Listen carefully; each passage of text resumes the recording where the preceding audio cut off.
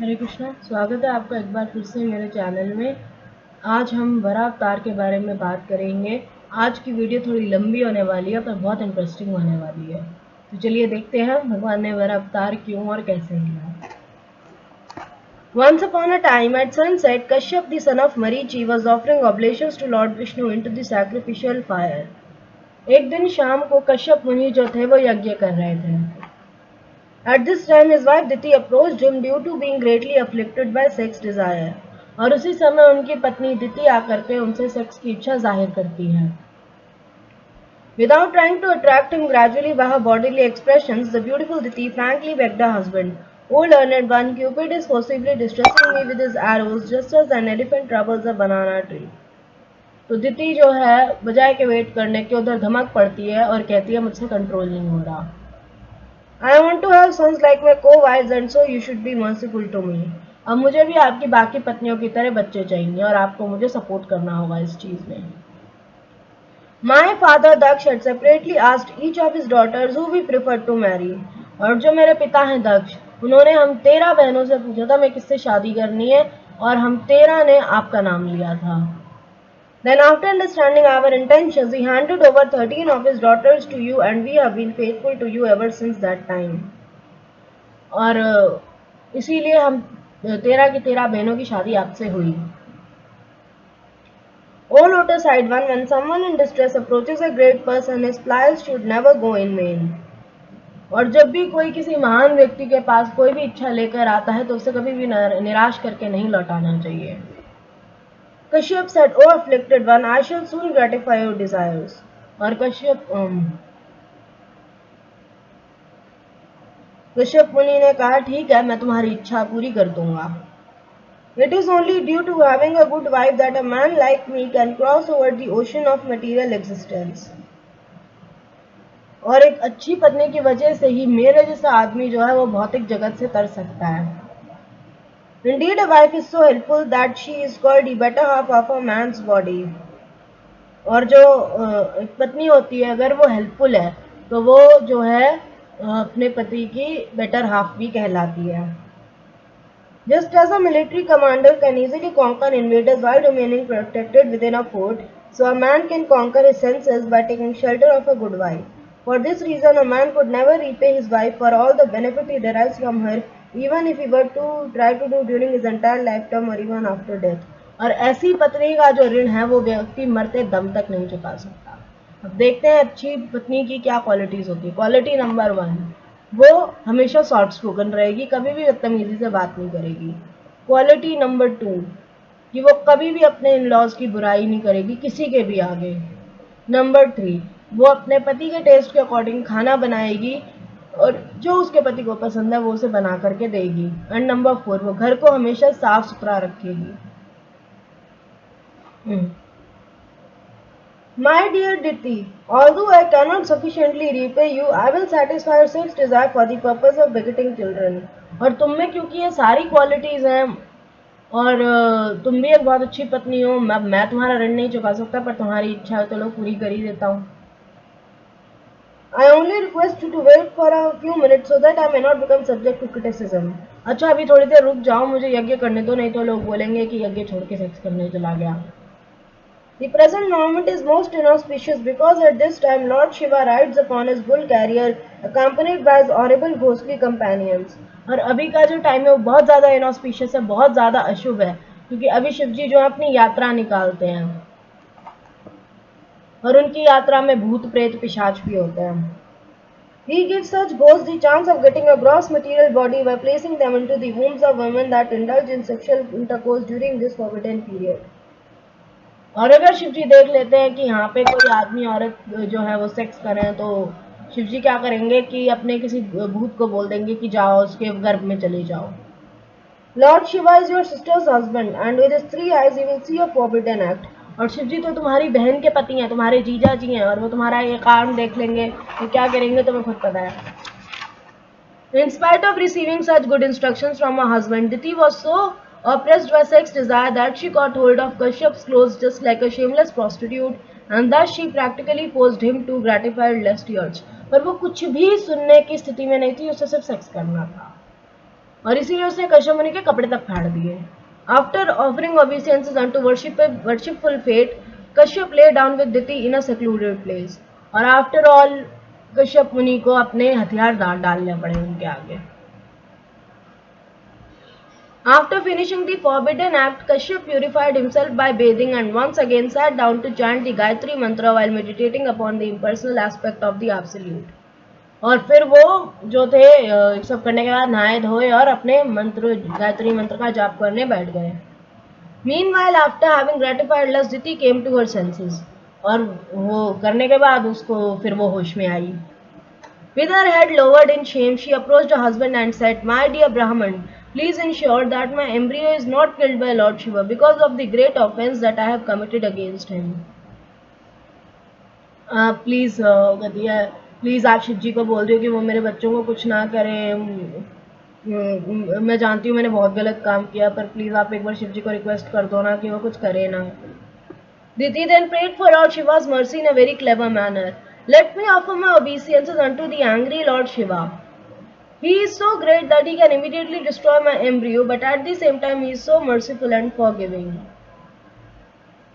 मैं जानती हूँ कि शिव जी जो हैं वो मेरे बच्चे को मार देंगे, पर शिव जी बहुत दयालु भी हैं, भोलेनाथ हैं, तो प्लीज़ मेरे ऊपर कृपा करें शिव जी।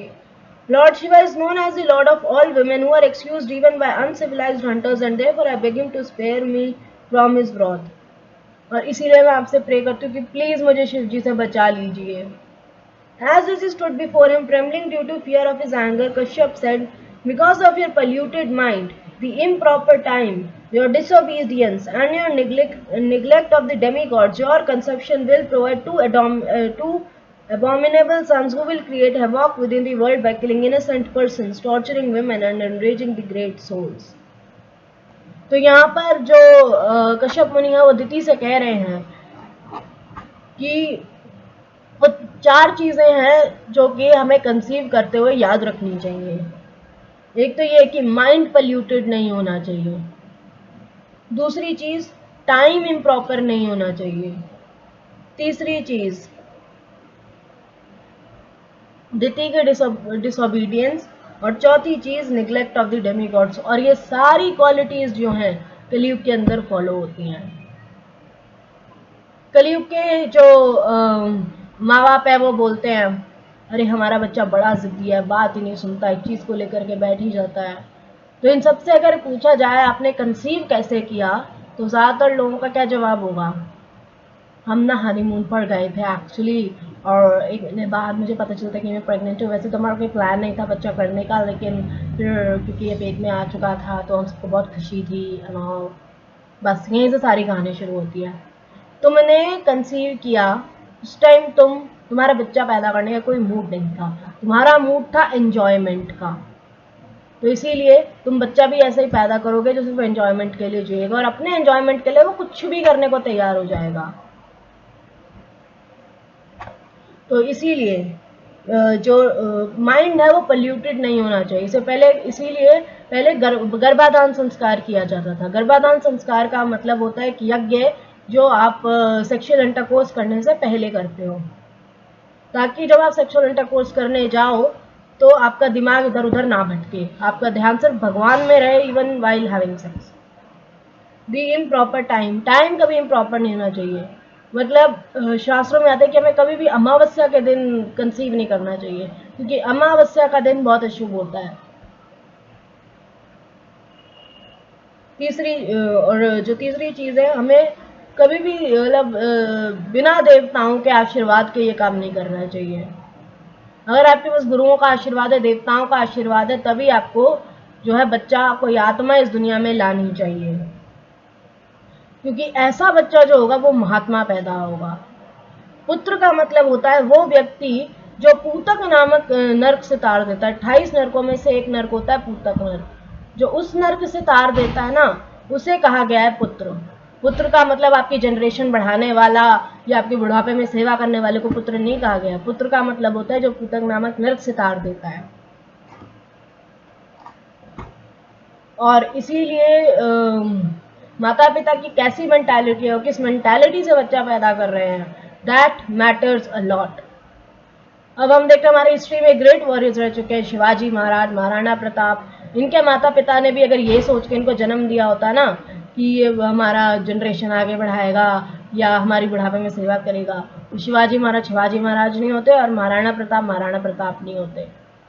इनके माता पिता ने इन्हें जन्म दिया ताकि ये धर्म की रक्षा के लिए लड़े, अधर्मियों का नाश करें। तो ये होती है कि माता पिता किस मेंटालिटी से बच्चे को जन्म दे रहे हैं। As a result, the Supreme Lord will incarnate to kill them, just as Indra smashes mountain with his thunderbolt. और अब ऐसे शैतान पुत्रों को मारने के लिए भगवान को खुद आना पड़ेगा।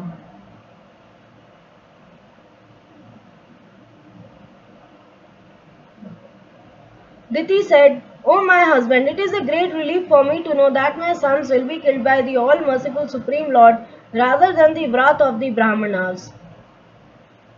और दिति कहती है, चलो ये तो अच्छी बात है कि मेरे जो बच्चे होंगे भले ही राक्षस पैदा होंगे पर कम से कम भगवान के हाथों तो मारे जाएंगे। One who offends the Brahmanas or causes fear to others is so condemned that even those who are already in hell or who are of the degraded species in which he will later on appear feel no compassion for him. Kashyap then informed Diti, due to your repentance and firm faith in the Supreme Lord as well as your adoration for Lord Shiva and me, one of your grandsons will be a greatly exalted devotee whose fame will rival that of the Lord himself. पर क्योंकि अब तुम्हें तुम्हारी गलती का एहसास हो गया दीदी, तुम्हारे बच्चे तो राक्षस पैदा होंगे, दुनिया में तहलका मचाएंगे, लेकिन जो तुम्हारा पोता होगा ना वो भगवान का बहुत बड़ा भक्त होगा। Because of his great devotion for the Supreme Personality of Godhead, others will follow in his footsteps, and because of his having satisfied the Supreme Lord, everyone will become pleased with him. As a first-class devotee, your grandson will be able to see the Supreme Lord within and without. He will be a reservoir of all good qualities, and he will feel very pain to see the suffering of the conditioned souls in this material world. और तुम्हारा जो पोता होगा उसके अंदर बहुत सी अच्छी qualities होंगी और वो देखेगा कि लोग संसार में जो हैं बड़े दुखी हैं और उनको देख करके वो भी बहुत दुखी होगा। After hearing the glories of Prahlad, Diti became very pleased. और इस जो तुम्हारा पोता होगा उसका नाम होगा Prahlad.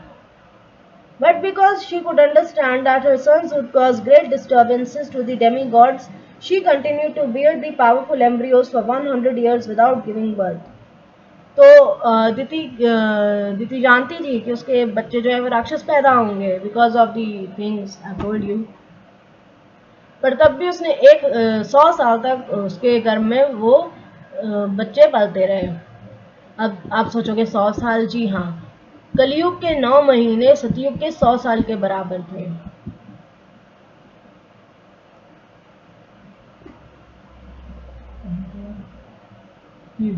Still, the force of Diti's pregnancy disturbed the entire universe and the light of sun and moon became impaired. After observing this fearful condition, the demigods approached Lord Brahma and submitted, "O Lord, you see the darkness that is expanding in all directions."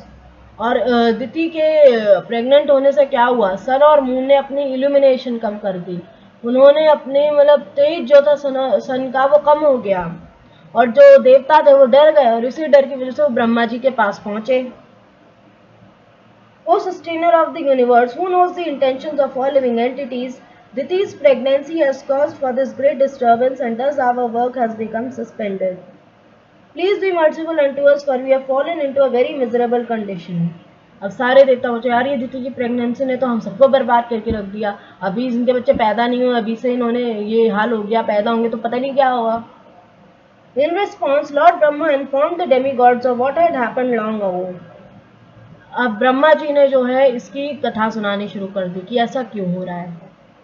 After having travelled all over the material creation, the 4 sages Sanak, Sanatan, Sanand and Sanat Kumar entered the spiritual sky wherein the Vaikuntha planets are situated. तो ब्रह्मा जी के 4 पुत्र हैं, सनक, सनातन, सनंद और सनत कुमार। ये चारों जो हैं ये वैकुंठ पहुंचे। They were able to do this due to being freed from all material contamination. In the abode of Lord Narayan, the residents have formed similar to that of the Supreme Lord and everyone is engaged in his unalloyed devotional service. अब वो वैकुंठ में पहुंचे, वहां उन्होंने देखा कि सब जो है विष्णु जी के तरह लगते हैं, सबके 4 हाथ और चक्र और गदा एंड व्हाटएवर जो भी उनके हाथ में है, सब ऐसे ही दिख रहे थे। There are many forests full of desired trees and throughout all seasons they are filled with fruits and flowers. अब उन्होंने देखा हर तरफ जो है बड़े अच्छे अच्छे पेड़ हैं और सबके ऊपर फूल और फल लगे हुए हैं. While flying in their airplanes along with their concerts, the inhabitants of Vaikuntha eternally sing of the character and pastimes of the Supreme Lord. और वो देखते हैं कि यहाँ तो लोग जो है सिर्फ भगवान की चर्चा कर रहे हैं और कोई बात ही नहीं कर रहे हैं. Although the concerts that crowd the airplanes are beautifully smiling faces, they cannot stimulate the passion of the residents of the Vaikuntha. और वहाँ की जो स्त्रियां हैं वो बहुत सुंदर हैं, लेकिन उनको देख करके किसी के अंदर भी सेक्स की भावना नहीं आती. This means that in Vaikuntha there is the enjoyment of the association with the opposite sex, but there is no sexual relationship because everyone is fully absorbed in Krishna consciousness. और वहाँ पर कोई sex नहीं होता क्योंकि वहाँ सब भगवान की भक्ति में लीन होते हैं. When the king of bees hums in a high pitch, singing the glories of the Lord, the cuckoos, cranes, chakravakas, swans, parrots and peacocks temporarily stop their singing to listen. और जब भी कोई भगवान की वाणी का गान करता है तो सब जानवर जंतु पेड़ पौधे कह रही हूँ, पक्षी सब चुप हो जाते हैं और सब हरि कथा सुनते हैं. All the flowers such as the champak, bakul, parijat and lotus are transcendently fragrant. They are still conscious of Tulsi's austerities and how the Lord prefers to garland himself with her leaves. The ladies of Vaikuntha are as beautiful as the goddess of fortune, and yet they are sometimes seen cleaning the marble walls just to receive the grace of the Supreme Lord, even though there is practically no dust. और वहाँ की जो स्त्रियां हैं वो बिल्कुल लक्ष्मी जी की तरह सुंदर हैं और वो जो है वो आप उनको दिखता है कि वो जो है शीशा साफ कर रही है, हालांकि शीशे पे कोई धूल नहीं है पर तब भी उनको भगवान की सेवा करनी है और वो शीशे को साफ कर रही हैं. Upon reaching the outskirts of Vaikuntha, the 4 Kumars felt an unprecedented transcendental happiness. Then after easily passing through 6 gates, the sages saw 2 doormen at the 7th gate that had similar bodily features and carried strong maces. अब उन्होंने ये सब देखा शुरू के 6 gets के अंदर, फिर वो 7वां गेट जब खुला उन्होंने देखा कि वहाँ पर 2 आदमी हैं खड़े हुए, 2 द्वारपाल खड़े हुए हैं, बिल्कुल भगवान विष्णु के जैसे दिखते हैं और उनके पास 2 गदा हैं. The 4 Kumaras they were 4-armed and of bluish complexion, and due to their arched eyebrows, discontented nostrils and reddish eyes, they appeared somewhat agitated. The 4 Kumaras had opened doors everywhere without any conception of ours and theirs, and so they innocently begged to pass through the 7th gate. तो उन्होंने उनसे कहा कि भाई हमारे लिए 7वां द्वार भी खोल दो. The sages, who had nothing to cover their bodies but the atmosphere, looked just like 5-year-old boys, although they were the oldest creatures being next to Brahma. दिखने में जो 4 कुमार थे बिल्कुल 5 साल के बच्चे लग रहे थे, पर वो सबसे पुराने क्रीचर्स हैं ब्रह्मांड में. Due to possessing a disposition quite unpalatable to the Lord, the 2 gatekeepers rudely blocked the Kumaras' entrance with their staffs. और उन्होंने बहुत ही ज़्यादा रूडली उनको कहा कि नहीं जाना अंदर, चुप. The Lord is always anxious to serve great sages, and thus the Kumaras are never to be prohibited from entering Vaikuntha. The boy sages have been very eager to see the Supreme Personality of Godhead, and so being checked by the Lord's 2 chief doorkeepers, they immediately become agitated. और उनके बदतमीजी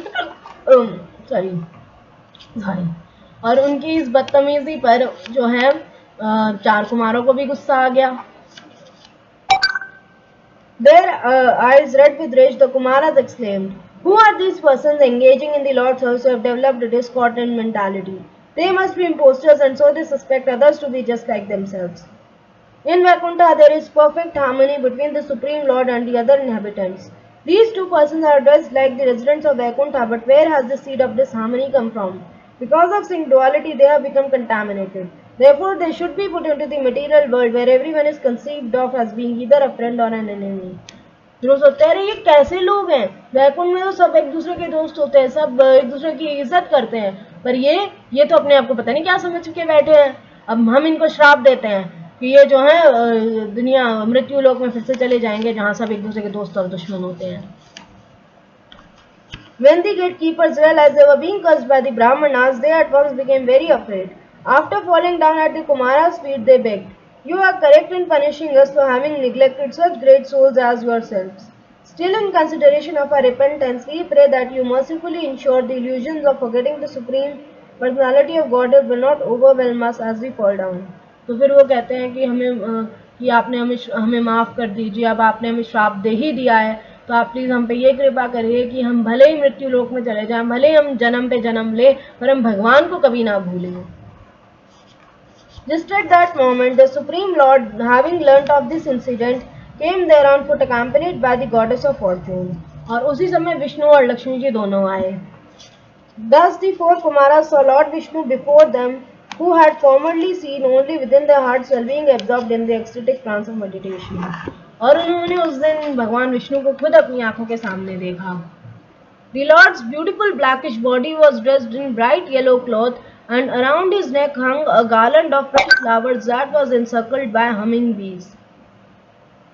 While resting one of his hands upon Garud's shoulder, the Lord twirled a lotus flower in another. Indeed, his beauty was so excellent that it defeated the pride of the goddess of fortune, and thus the Kumaras looked at him with unsated eyes. और जब उन्होंने भगवान को देखा, उनके रूप को देखा, उन्होंने देखा भाई इनकी सुंदर तो कुछ है ही नहीं, वो तो लक्ष्मी जी से भी ज्यादा सुंदर लग रहे थे। As the Kumaras joyfully bowed their heads, the breeze that carried the aroma of tulsi leaves from the toes of the Lord's lotus feet entered their nostrils, causing a spiritual transformation in their body and mind, even though they had been fully attached to the impersonal Brahm. In other words, the Kumaras became converted from impersonalists that had desired to merge into the Lord Brahmajyoti to devotees who desired to render service to the Lord. After seeing the Lord's transcendental body, the Kumaras advanced to the stage of constant meditation upon his personal feature. Their anger having subsided, the four sages prayed, "Our dear Lord, whatever we had heard from our father Lord Brahma, has now been confirmed by your kind appearance before us. We now understand that the most elevated transcendentalists are those that constantly engage in hearing about your pastimes without caring for any other benediction, including liberation."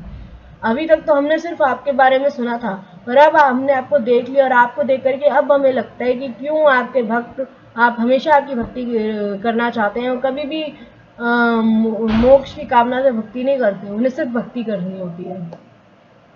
Oh Lord, we don't mind being born in hellish condition as long as our hearts and minds are always engaged in your devotional service. और वो कहता है हमें कोई फर्क नहीं पड़ता कि हम भले नरक में जाना पड़े, बस आपकी भक्ति करने को मिल जाए और कुछ नहीं चाहिए।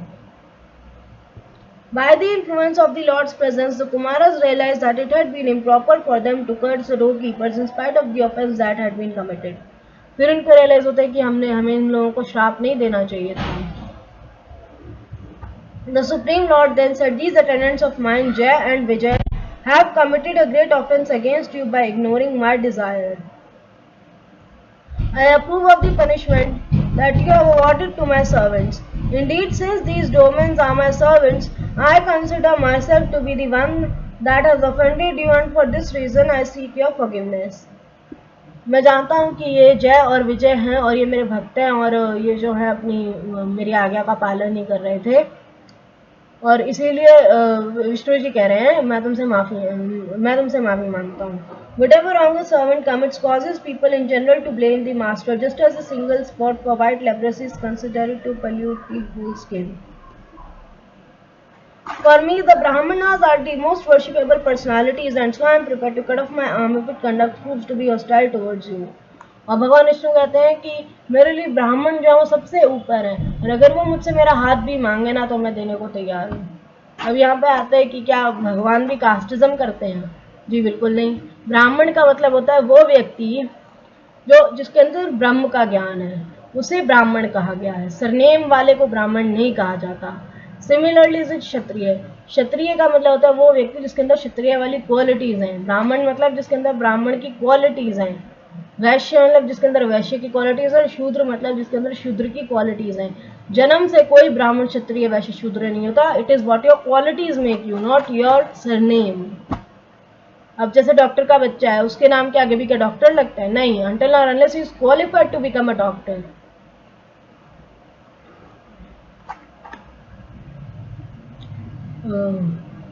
Because I am the servant of my devotees, my lotus feet have become so sacred that they immediately purify one of all sins.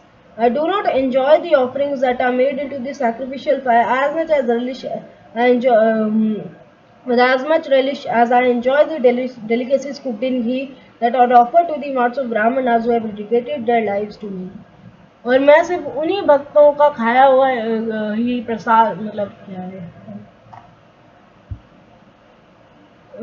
मतलब मैं उन्हीं भक्तों का जो है खाना चाहता हूँ झूठा जो जिन्होंने पूरी जिंदगी मुझे अपनी दे दी है भगवान ऐसा कह रहे हैं the Ganga is the remnant of water left after washing my feet and it sanctifies the three worlds. If I can take the dust of the Vaishnava's feet upon my head, then who would refuse to do the same?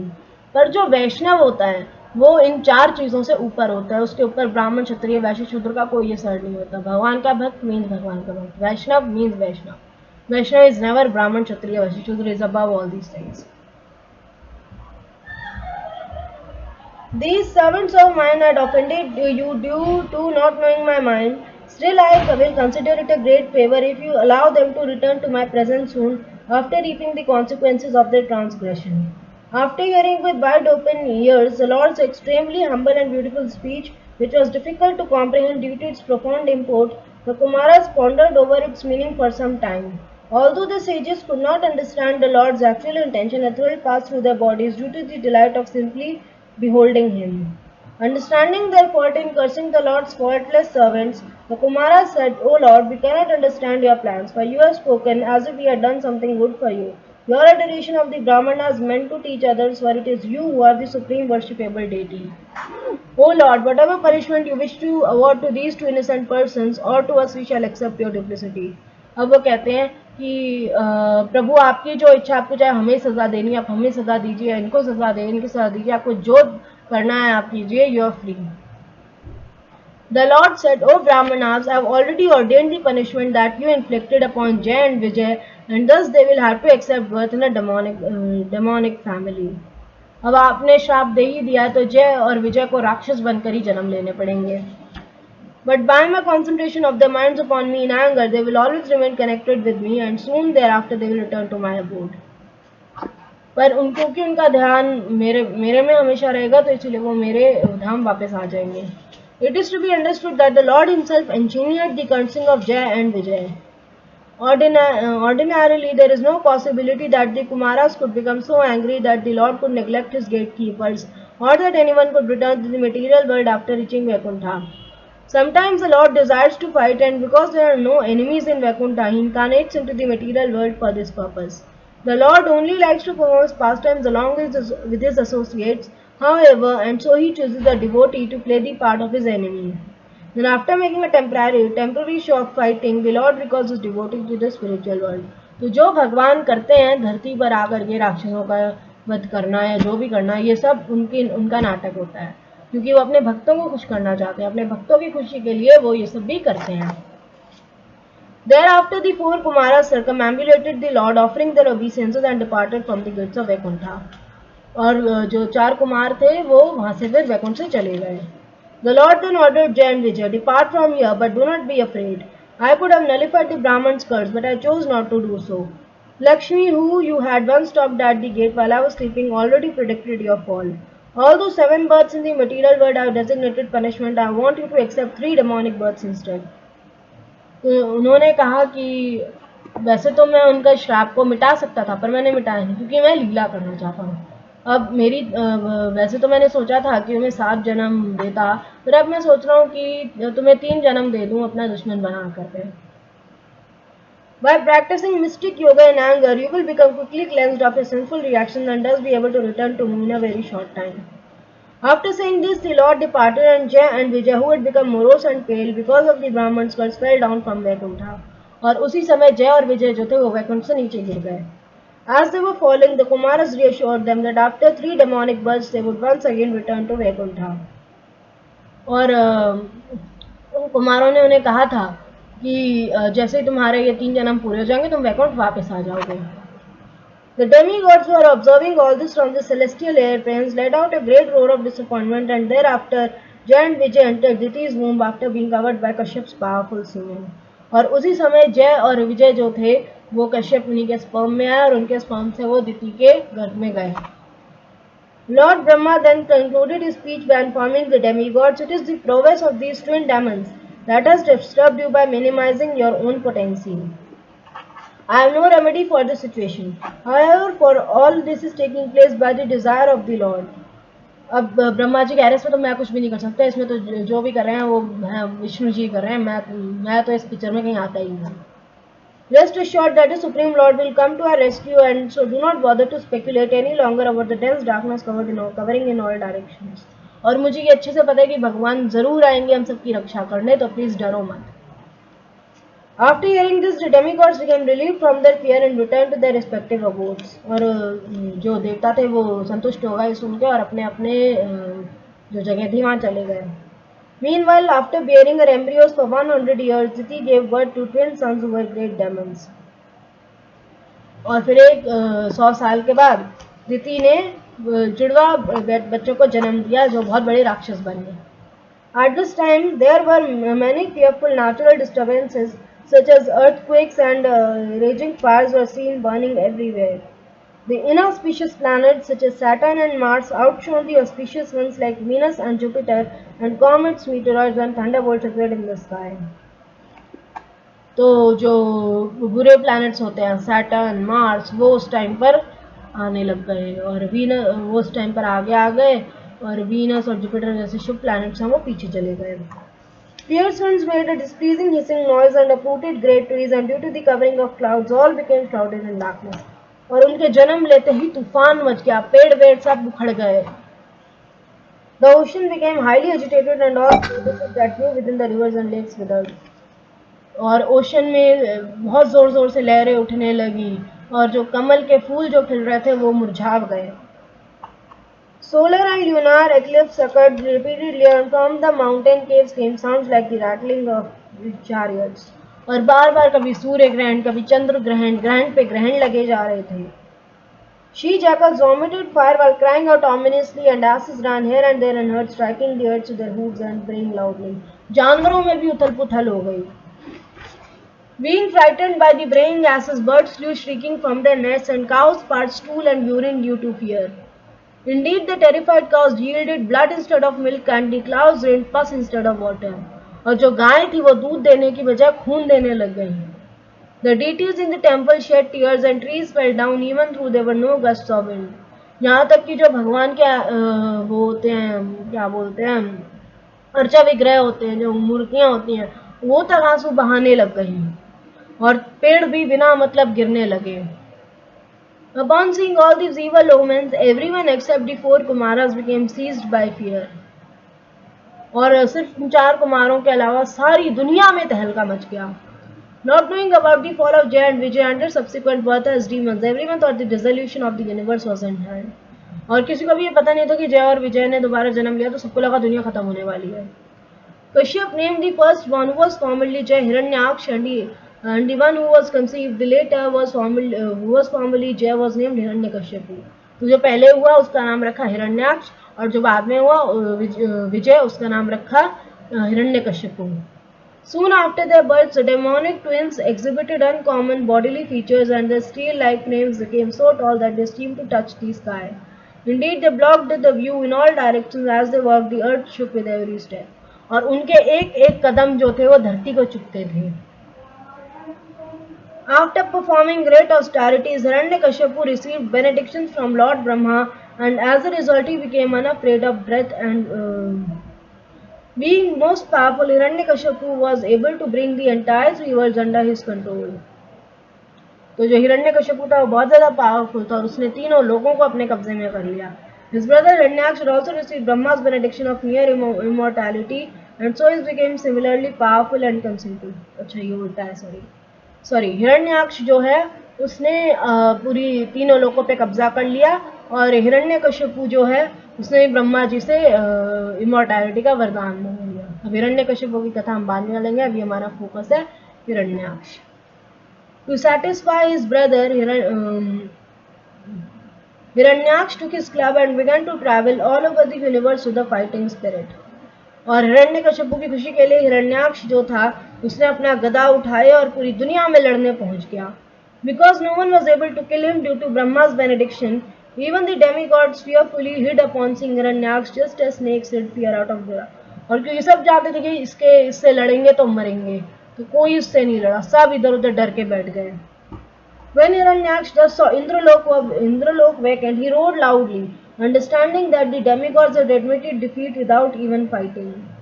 After returning from heaven, Hiranyaksha reportedly dove deep into the ocean, and upon seeing him, all the great aquatics panicked and fled. फिर वो स्वर्ग में पहुंचा, वहां उसने कहा भाई इंद्र का सिंहासन खा लिया, बड़ा खुश हुआ. फिर वो ओशन में पहुंचा, वहां पे उसको देख के सारे जानवर जो थे ओशन के अंदर, सी एनिमल्स, वो तक उसको देख के डर गए. Finally, after moving about in the ocean for many years, Hiranyaksha reached Vibhavari, Varun's capital. Just to make fun of the Lord of the Waters, Hiranyaksha fell at his feet and smilingly begged, "Give me battle, O Supreme Lord." और फिर उस ocean के through वो वरुण देव के पास पहुंचा, जो पानी के देवता हैं, और उनसे कहने लगा कि मुझसे युद्ध करो. Upon seeing Hiranyaksha's arrogance, Varun became enraged. Still, he curbed his anger by means of intelligence and replied, "O dear one, I have given up fighting because I am too old. You are so skilled in battle that I can see no one else but the most ancient person, Lord Vishnu, who can satisfy you." Varun जो थे उन्होंने बहुत smartly handle किया. उन्होंने कहा मैं तो बूढ़ा हो गया हूँ, आप मुझसे क्या युद्ध करोगे, आप भगवान विष्णु से युद्ध करो, वो हैं आपके कॉम्पिटिटर, मैं तो तुच्छ प्राणी हूँ, विष्णु से युद्ध करो, he is your competitor not me. Upon sorry. O chief of the Daityas, I suggest that you approach him and thus become rid of your pride by laying down dead upon the battlefield surrounded by carnivorous animals. Without paying any more heed to Varun, Hiranyaksha departed. और जैसे ही उसने ये सुना, वो वहां से भाग लिया. Then when he happened to meet the great sage Narad, the demon learned the whereabouts of the Supreme Lord. और इस उन्होंने नारद मुनि से पता लगाया कि विष्णु कहाँ रहता है. After once entering the depths of the ocean, Hiranyaksha saw the all-powerful Supreme Lord in his boar incarnation, bearing the earth upwards while keeping around the ends of his tusks. और तभी उन्होंने देखा कि जो भगवान है वो वराह जैसे दिखते हैं, वराह यानी कि जंगली सुअर, और उनकी जो नाक है उसके ऊपर अर्थ जो है वो घूम रही है. Upon seeing the Lord, the demon laughingly exclaimed, "An amphibious beast! O best of the demigods! Dressed in the form of a boar, the earth belongs to us, the inhabitants of the lower regions, and so I cannot allow you to take it away from my presence. You rascal! Today I shall enliven my kinsman by killing you. When you fall down dead with your skull smashed by my mace, the demigods and sages who offer you oblations and sacrifice will also cease to be, just like a tree that can no longer live without roots." फिर देखते ऐसे गुस्सा आ गया कि तुम तो बड़े अजीब से जानवर लगते हो, तुमने सारी धरती को कैसे अपने कब्जे में कर रखा है, सारी धरती मेरी है, ये पूरा ब्रह्मांड मेरा है, आओ मुझसे युद्ध करो और मेरी धरती मुझे दे दो. अभी मेरा गदा तुम्हारे सर पे पड़ गया ना, तुम्हारे अभी यहीं के यहीं सारे के सारे टुकड़े हो जाएंगे. Although the Lord was certainly pained to hear such abusive language, he tolerated it that he could continue carrying the earth, which had become very frightened. और तब भी वो अपनी अर्थ को, जो अर्थ है उसको अपनी नाक पर बिठा के रखे, क्योंकि उनको अर्थ को प्रोटेक्शन देनी थी. As Lord Vara rose out of the water, Hiranyaksha chased him and roared, "Are you not ashamed of yourself for running away after being challenged by an adversary? There is nothing reproachable for shameless creatures like you." फिर उसको देख करके हिरण्याक्ष बोला, अरे तुम तो डरपोक निकले, तुम्हारे जैसे डरपोक व्यक्ति की तो कोई जगह ही नहीं होनी चाहिए इस दुनिया में. Despite these harsh words, Lord Vara calmly placed the earth upon the surface of the water and then empowered her with the capacity to float. तो उसी समय वरा भगवान ने अर्थ को जो है सी के ऊपर रखा, और उसको जो है ऊपर उठा दिया कि वो जो है तैरती रहे पानी में. At this time, Lord Brahma and the other demigods praised the Lord for his wonderful act of lifting up the earth, and they showered flowers upon him. और इस समय सभी देवता जो खुश हुए और उन्होंने वरा भगवान के ऊपर फूल डालने शुरू कर दिए. Then to express his terrible anger, the Lord replied, "Indeed, we are creatures of the jungle and are searching for hunting dogs like you. One who is freed from the entanglement of death has no freedom from the loose talk in which you are indulging, for you are bound up by the laws of death. Now give up your foolish talks and attempt to kill me. One may be very proud, but he does not deserve a seat in an assembly if he fails to fulfill his promise." कहता बड़ी बड़ी बातें करना बंद करो और आओ मुझसे युद्ध करो. Being thus challenged, Hiranyaksha became very angry and agitated, and his whole body began to tremble. While hissing indignantly, the demon sprang at the Lord and tried to strike him with his powerful mace. और उसी समय तो गुस्सा आया और जोर से उसने गदा वरा भगवान के ऊपर मारी. He By moving aside, however, the Lord dodged the bow and then his own mace. He attempted to smash Hiranyak's forehead. Being an expert fighter, the demon blocked the bow with his own mace and thereafter a fierce encounter took place. और वरा भगवान और हिरण्याक्ष के बीच में एक बहुत घमासान युद्ध शुरू हो गया. As both combatants struck one another repeatedly with their strong clubs, the smell of blood that flowed from their wounds made them more and more furious. Being very eager for victory, both the Lord and the demon exhibited wonderful maneuvers so that the battle looked like a contest between two powerful bulls for the sake of a cow. Lord Brahma had been staying in the sky along with all the demigods and celestial sages so that he could witness the terrible fight that was being waged for the sake of the earth. Becoming somewhat anxious, he addressed Lord Vara. My dear Lord, Hiranyaksha has always oppressed the demigods, brahmanas, cows and other innocent creatures. There is no need for you to play with the serpentine demon any longer. He is very skilled in utilizing mystic powers and he is the most arrogant and wicked. और फिर उन्होंने कहा कि भाई इस व्यक्ति ने जो है ब्राह्मणों को, देवताओं को, गायों को बहुत ज्यादा सताया. अब आप इसके साथ खेलना बंद करो और सीधा सीधा मार दो इसे. My dear infallible Lord, please kill him before the demonic hour of twilight arrives and thus increases his strength. और ये जो राक्षस होते हैं रात को 12 बजे इनकी शक्तियां जो है इनकी बढ़ जाती हैं, तो इससे पहले कि रात के 12 बजे आप प्लीज इनको उसको मार दो. The auspicious period called Abhijit began at noon and has almost passed. और जो अभिजीत नाम का जो शुभ मुहूर्त था वो जा चुका है. अब आप प्लीज कुछ करो. Therefore, please dispose of your formidable enemy quickly and thus establish peace in the world. अब आप इसे मारो और वापस से शांति दुनिया में ले आओ. In response, the Lord heartily laughed, while at the same time he accepted Brahma's pledge with a glance laden with love. Then, as Hiranyaksh fearlessly stood nearby, Lord Vara suddenly sprang at him while aiming at his mace at the demon's chin. Hiranyaksh blocked the bow with his own mace, however, and as a result, the Lord's club slipped from his hand.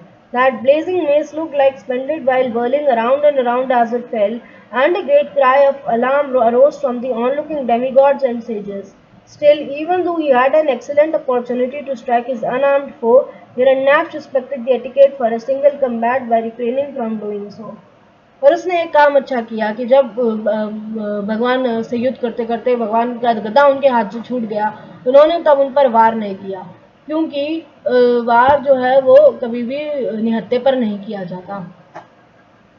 This kindled the Lord's fury even more, however, he invoked his Sudarshan Chakra. पर भगवान को भी उस time गुस्सा आया और उन्होंने अपना सुदर्शन चक्र को बुलाया.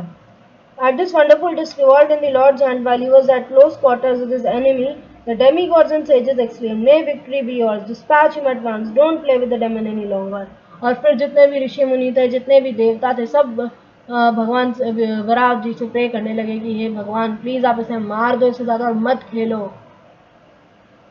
Seeing Lord Varas before him with his Sudarshan Chakra in his hand, Hiranyaksh resentfully bit his lip and began to hiss like a serpent.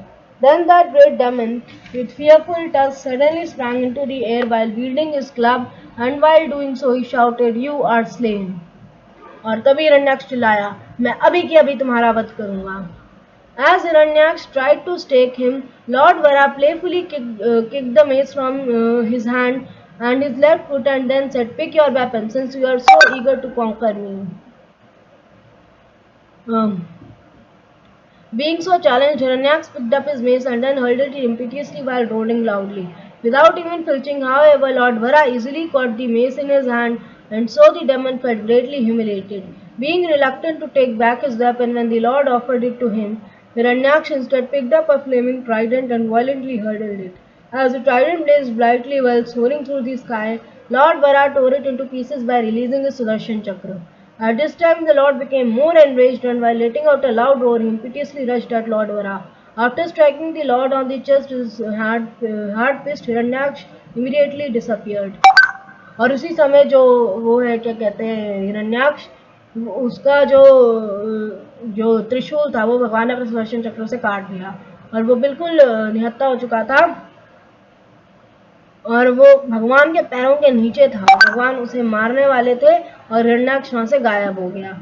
The Lord was not disturbed in the least by the blow, however, any more than an elephant would feel hurt by struck by a flower garland. Thereafter, Hiranyaksha employed many conjuring tricks against the Lord, who is Yogeshwar, and after all, who saw the magical display do that the dissolution of the universe was at hand. Fierce winds began blowing, and the dust that was raised created darkness in all directions. Torrents of stones fell from the sky, along with showers of pus, hair, blood, stool, urine, and bones, accompanied by lightning and thunder. Mountains discharged various weapons, and naked demonesses with their hair hanging loosely suddenly appeared, carrying tridents.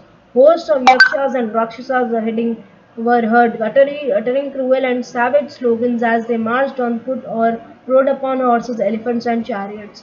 By releasing his Sudarshan Chakra, the Lord was able to dispel all of these illusions, and at that moment a shudder of terror passed through Diti's heart. While recalling the words of her husband, blood began to flow from her breasts. और ये सब जो हो रहा था ये दिति देख रही थी कि भगवान वरा और हिरण्याक्ष के बीच बहुत युद्ध हो रहा है। हिरण्याक्ष को सपोर्ट करने राक्षसी और पता नहीं क्या क्या आ रहा है, पर वरा भगवान उनको हद आराम से मारे जा रहे हैं। और ये सब देख के दिति को बहुत दुख हो रहा है, इतना दुख हो रहा है कि उसके जो ब्रेस्ट हैं उनमें से खून निकल रहा था। When Hiranyaksha saw that his magical creations had been dispelled, he once again made himself visible. In a fight of rage, he tried to crush the Lord within his arms as a last resort, but to his great surprise, after trying to grab the Lord, the demons found that he was still outside the circle of his arms. Then, as Hiranyaksha angrily struck him with his fist, Lord Vara slapped him indifferently at the root of the ear, making him stagger backwards. With his eyeball bulging out their sockets, his head scattered and his limbs broken, the great demon fell down dead like an uprooted tree. और उसी समय भगवान वरा ने उसे ऐसा मारा कि उसकी आंखें बाहर निकल गईं, उसके बाल बिखर गए, उसकी टांगें टूट गईं और वो जो था वो एक उखड़े हुए पेड़ की तरह जमीन पर पड़ गया। Lord Brahma and the other demigods quickly arrived at that spot to see the slain body of the demon close up. Still biting his lips, Hiranyaksh's bodily luster had not faded in spite of the absence of the soul, because the Lord's foot was remained touching it. Lord Brahma admiringly said, "Oh, who could have met with such a blessed death?" This fortunate demon was struck by the lotus foot of the Lord, upon whom yogis meditate in mystic trance in the hope of gaining liberation from their unreal material bodies. Thereafter, the demigods expressed their appreciation for the lords having assumed his Vara form and relieving them from their agonizing fear of the demon. After receiving the demon's praises, the Lord returned to his own abode in the spiritual world, where there is always an uninterrupted festival going on. उसी समय देवता और सभी ऋषि मुनि बहुत खुश हुए, सबने भगवान के ऊपर फूल वूल डाले। भगवान भी फिर हिरण्याक्ष को मार करके अपने धाम को वापस चले गए। धन्यवाद। हरे कृष्णा। हमारी ये कथा यहाँ पर खत्म होती है। अब अगली हम जो कथा लेंगे वो हम लेंगे इसकी सीक्वल, जो कि है हिरण्यकशिपु की और प्रहलाद की कथा। धन्यवाद। हरे कृष्णा। मेरे चैनल को प्लीज़ लाइक, शेयर और सब्सक्राइब कीजिए। बहुत ज़्यादा मेरी ये रिक्वेस्ट है, प्लीज़ कीजिए। धन्यवाद।